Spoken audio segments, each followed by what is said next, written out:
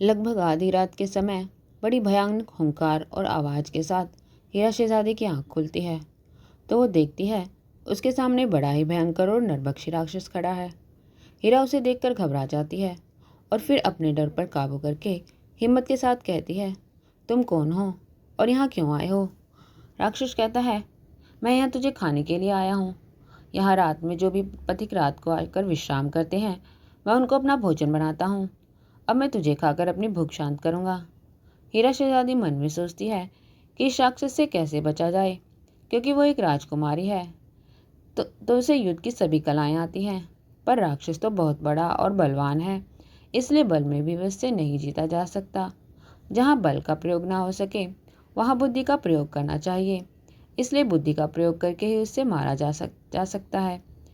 इसलिए हीरा उससे बात करने लगती है कि कहीं तो इस राक्षस की कोई कमजोरी पता चले।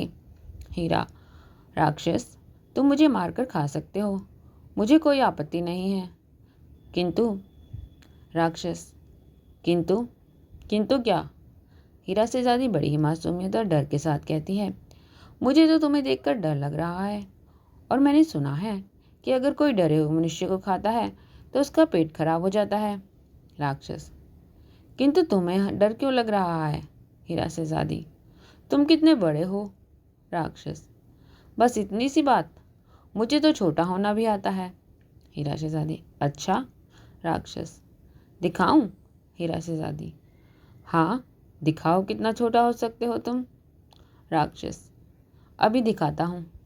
और ये कहकर राक्षस धीरे धीरे छोटा होने लगता है और जैसे ही राक्षस बिल्कुल छोटा हो जाता है हीरा तलवार के साथ उसका सर काट देती है। सर काटते ही वो राक्षस नीचे धरती पर गिरकर मर जाता है और वापस से अपने असली आकार में आ जाता है।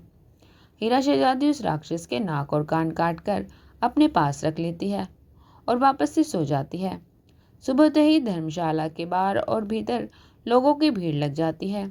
इतने बड़े राक्षस का सर कटा सिर शरीर और उसके पास पुरुष वेश में सोई हुई हीरा शहजादी को देखकर लोग तरह तरह की बातें करते हैं।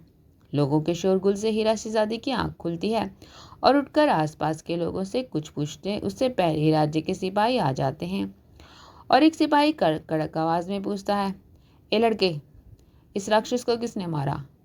हीरा शहजादी थोड़ी सी भारी आवाज में कहती है, मैंने मारा।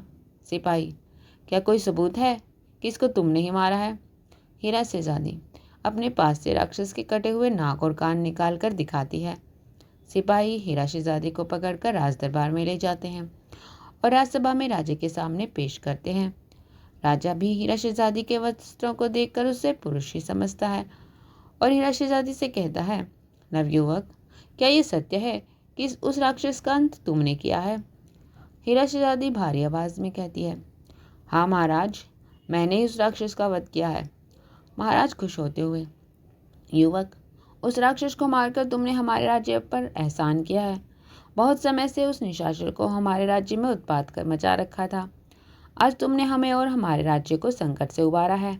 युवक, अपने प्रण लिया था कि जो भी उस राक्षस का अंत करेगा उसका विवाह मैं अपनी पुत्री के पन्ना के साथ करूंगा। उस राक्षस का अंत तुमने किया, इसलिए अब मैं तुम्हारे साथ अपनी पुत्री पन्ना का विवाह की घोषणा करता हूँ। यह सुनकर हीरा शहजादी चौंक जाती है और मन में सोचती है कि मैं भी एक स्त्री हूँ और एक स्त्री का विवाह एक स्त्री के साथ कैसे हो सकता है। और फिर महाराज को अपनी सच्चाई बताने की सोचती है, लेकिन कुछ सोचकर चुप हो जाती है। शुभ मुहूर्त में हीरा शहजादी लाल की तलवार, बर्छी और फटका लेकर विवाह मंडप में आती है और उसका विवाह राजकुमारी पन्ना के साथ हो जाता है। पहले के समय के यदि कोई किसी शस्त्र और वस्त्र के साथ विवाह विधि करता तो वे विवाह मान्य होता था। रात के समय हीरा शहजादी में कक्ष में जाती है और वहाँ राजकुमारी को सब सच्चाई तो दीदी, आप ही कोई रास्ता निकालिए हमारे स्वामी को वापस लाने का।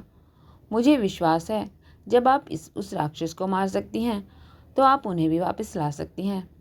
हीरा शहजादी हाँ में सिर हिलाती है और फिर कुछ सोचती है कि किस तरह लाल शहजादों को वापस लाया जाए और फिर कुछ देर बाद कहती है, राजकुमारी, आप अपने पिता महाराज से कहिए कि हम राज्य के प्रत्येक प्राणी को देखना चाहते हैं, वो मनुष्य हो या पशु पक्षी। कोई भी हो, सभी को अपनी नज़रों के सामने से गुजरता हुआ देखना चाहते हैं। अगले दिन राजकुमारी पन्ना ने ऐसा ही किया। उसने अपने पिता महाराज से कहा कि पिताजी, हम राज्य के प्रत्येक प्राणी को अपनी नज़रों के सामने से गुजरता हुआ देखना चाहते हैं कि हमारे राज्य में कौन कौन है। तब क्या था, राजा को अपनी पुत्री की इच्छा पूरी करने में कौन रोक सकता था। राजा ने पूरे राज्य में ऐलान करवा दिया। कुछ ही देर में सभी नगरवासी महल में पहुंच गए।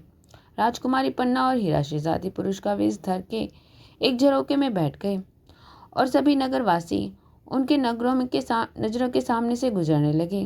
राज्य के पशु पक्षियों भी उनकी नज़रों के सामने से निकलने लगे। हीरा शहजादी देखती है कि पनवाड़ी और उसकी बेटी का और मेमना नहीं आए। तब हीरा राजकुमारी से कहती है, अभी राज्य के सभी प्राणी नहीं आए हैं। राजकुमारी पन्ना अपने पिता से कहती है, पिताजी, अभी राज्य के सभी प्राणी नहीं हैं। ये सुनकर राजा सिपाहियों का आदेश देता है कि जाओ, देखो नगर में कौन रह रहा है, जो भी हो उसे पकड़कर लेकर आओ। सिपाही पूरे राज्य में देखते हैं तो पनवाड़ी और उसकी बेटी और वो मेमना घर पर ही होते हैं। सिपाही उन्हें पकड़कर ले जाते हैं और राजकुमारी और हीरा शहजादी के सामने ले जाते हैं। हीरा मेमने को देखकर राजकुमारी पन्ना से कहती है, राजकुमारी, कहो कि ये मेमना मुझे चाहिए। राजकुमारी सिपाहियों से मेमना लाने को कहती है। सिपाही उस लड़की से मेमना लेने लगते हैं तो वो लड़की और पनवाड़ी वो बहुत नानुकर करते हैं, पर राजा के सिपाही के सामने ज़्यादा क्या करते, मृत्यु के भय से चुप हो चाप चले जाते हैं। हीरा उस मेमने को लेकर अंदर कक्ष में जाती है और उसके पूरे शरीर पर हाथ फेर कर देखने लगती है तो उसे गर्दन के पास एक धागा बंधा हुआ महसूस होता है। और तब हीरा जैसे ही उस धागे को तोड़ती है तो लाल शहजादा वापस मेमने से मनुष्य बन जाता है। तब हीरा शहजादी लाल शहजादे को राजकुमारी पन्ना से मिलवाती है और उनके विवाह की बात बताती है।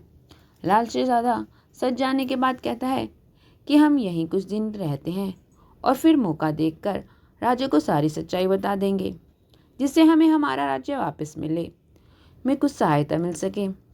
इधर नागलोक के नागराज कहता है कि कितना समय हो गया हमारे पुत्र को पृथ्वी पर गए हुए। हमने अपने पुत्र को वहाँ 12 वर्ष के लिए पूरे होने पर वापस आने का जाना था, किंतु अब तो 24 वर्ष गुजर गए हैं, किंतु हमारे पुत्र लाल अभी तक वापस नहीं आए। और फिर अपने मंत्री से कहता है, मंत्री जी, जासूस को बुलवाइए जो हमारे पुत्र का भेद लगा सके कि वो कहाँ है।